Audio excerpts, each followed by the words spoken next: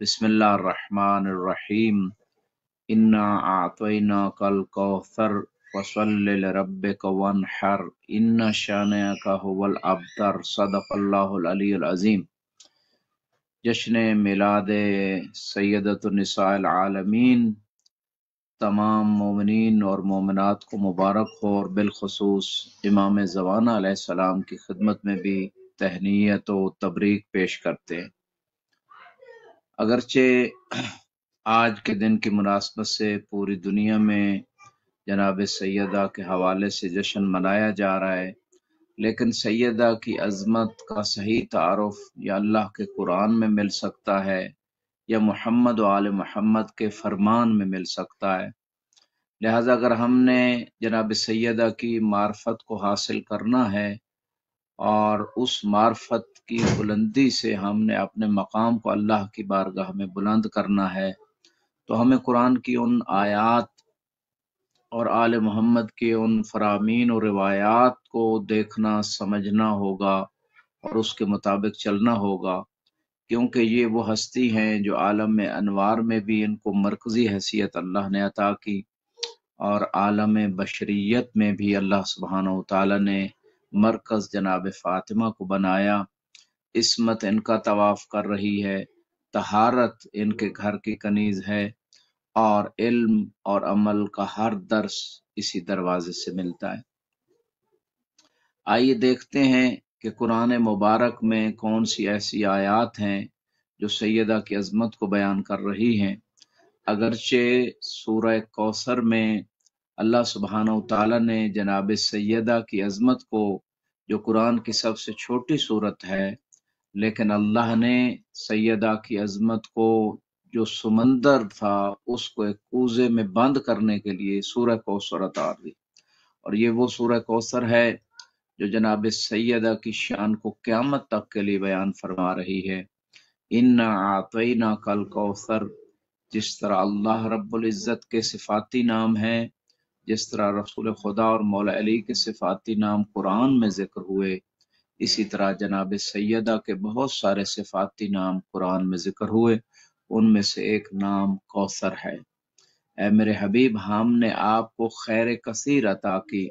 हमने आपको कौसर अता की। अल्लाह ने जब नबूवत अता की तो एहसान नहीं जतलाया, अल्लाह ने जब रिसालत अता की तो एहसान नहीं जतलाया, लेकिन जब अल्लाह ने जनाब सैयदा अता की तो फरमाया हमने आपको अता की। तो इसका मतलब ये है कि ये वो अता हैं जो अल्लाह ने खसूसी तौर पे आसमानों पे बुला के मेराज की रात अपने हबीब को अता की, क्योंकि ये वो मुकद्दस तोहफा था, ये वो मुकद्दस सिलसिला हिदायत था कि जिनके जरिए से क़यामत तक के लिए हिदायत का सिलसिला बाकी रहना था। और यही वजह है कि हदीस कुदसी में जो अल्फाज मिलते हैं, लौला का या अहमद मा खलक़तुल अफलाक, अहमद अगर आपको खल्क न फरमाता तो कायनात की किसी चीज को खल्क न फरमाता। और फिर फरमाया लौला अली लमा खलक़तुका, ए हबीब अगर अली को खल्क न करता तो आपको भी खल्क न करता। और फरमाया लौला फातिमा लमा खलक़तुकुमा, कि अगर मैं फातिमा को खल्क न फरमाता तो आप दोनों को खल्क न फरमाता। असल में इल्लत गाया बयान हो रही है कि अल्लाह सुब्हानहू तआला इस कायनात में जो हिदायत के सिलसिले को बाकी रखना चाहता है, वो सिलसिला तभी बाकी रह सकता है कि हर जमाने में एक हादी रहबर मासूम शक्ल में सीरत व सूरत में मौजूद हो। और जैसे कि कुरान में अल्लाह रब्बुल इज़्ज़त ने इरशाद फरमाया, अंत मुंज़िर वले कुल्ले कौमिन हादिन, ए हबीब हमने आपको डराने वाला बना के भेजा है और हर कौम के लिए हमने एक हादी करार दिया है। और वो हादी वक्त का इमाम है। यौम नदउ कुल्ला उनासिन बिइमामिहिम, कुरान कह रहा है कि रोज़े क़यामत हम हर शख्स को उसके इमाम के साथ उठाएंगे। लिहाजा उस हादी की जरूरत थी हर जमाने में, जो मासूम हो, जो सीरत व किरदार में रसूल के मुशाबे हो, रसूल की सीरत का आईना हो,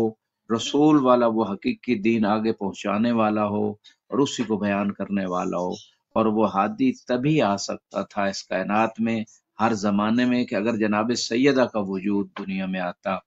لہذا جناب سیدہ کے ذریعے سے اللہ نے جو 11 ہادی، 11 معصوم، 11 امام کائنات کو، خلق کو عطا فرمائے،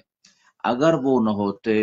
تو رسول خدا کی محنت بھی ضائع ہو جاتی اور علی اور مرتضیٰ کی محنت بھی ضائع ہو جاتی۔ اس لیے فرمایا اگر فاطمہ کو خلق نہ کرتا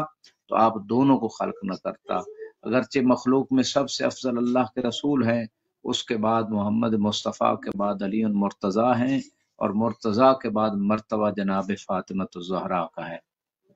لیکن چونکہ اس ہدایت کے سلسلے کو جناب سیدہ سے باقی رکھنا تھا، اس لیے فرمایا کہ اگر ان کو خلق نہ کیا جاتا جناب سیدہ کو تو آپ دونوں کو خلق کرنے کا مقصد فوت ہو جاتا۔ لہذا جناب سیدہ وہ ہستی ہیں جن کے بارے میں سنی شیعہ مفسرین نے آیات مبارکہ کو نہ صرف سورہ کوثر جیسے کہ یہ بی بی کی شان میں آئی اور یہ وہ خیر کثیر ہے، فقط یہ ایک صورت نہیں، فقط یہ ایک آیت نہیں، بلکہ بہت ساری آیات بی بی کی شان میں اور اہل بیت کے اور پنج تن پاک کی شان میں آئیں۔ اس مقام پہ اللہ فرما رہا ہے کہ ہم نے آپ کو کوثر مبالغہ کا صیغہ ہے اور خیر کثیر کا معنی رکھتا ہے۔ یہ وہ خیر کثیر ہے جسے اللہ ہی جانتا ہے، کیونکہ اللہ نے جس کو کثیر کہا ہو اس کی کثرت خدا ہی بہتر جان سکتا ہے۔ یہ عظمت پروردگار بھی ہے اور رسول خدا کی شان بھی ہے کہ دشمن ابتر ہونے کا طعنہ دیتے تھے، اللہ نے فرمایا ہم ایسی ایک فاطمہ عطا کریں گے کہ جس کے ذریعے سے تیری نسل قیامت تک چلتی رہے گی، تیرا دشمن بے نام و نشان ہو جائے گا لیکن تیرا کوئی نشان مٹا نہیں سکے گا۔ اسی لیے تو ثانی زہرا نے یزید کے دربار میں جب خطبہ دیا تھا تو اس وقت یہ ارشاد فرمایا تھا یا یزید قید قیدک وسع سعیک انک لا تمحو ذکرنا ولا تمیت وحینا، اے یزید جتنا زور لگا سکتا ہے، جتنا مکر و فریب کر سکتا ہے کر لے، نہ تو ہمارے ذکر کو مٹا سکتا ہے نہ ہماری وحی کو ختم کر سکتا ہے۔ لہٰذا یہ وہ اللہ کا وعدہ تھا جو قرآن کے اندر تھا، اِنَّا أَعْطَيْنَاكَ الْكَوْثَرَ، کہ ہم نے آپ کو خیر کثیر عطا کی۔ نہ صرف نسل کا سلسلہ باقی رہے گا بلکہ آپ کے دین کی بقا بھی فاطمہ کے ذریعے سے ہوگی۔ جیسے میں نے عرض کیا ہر زمانے میں ایک امام، حسین منی و انا من حسین، حسین مجھ سے ہیں اور میں حسین سے ہوں، لہٰذا ہر زمانے میں امام حسین علیہ السلام چاہے ان کا زمانہ ہو یا باقی ائمہ کا زمانہ، وہ جناب سیدہ کی نسل سے ایک ہادی نے اس ہدایت کے سلسلے کو جاری و ساری رکھا۔ اس مقام پہ بہت ساری آیات مفسرین نے بیان کی ہیں، اور ان آیات و روایات کو اگر ہم دیکھیں تو چوتھا حصہ قرآن کا بعض روایات میں اہل بیت کی شان میں ہے اور چوتھا حصہ ان کے دشمنوں کی مذمت میں ہے۔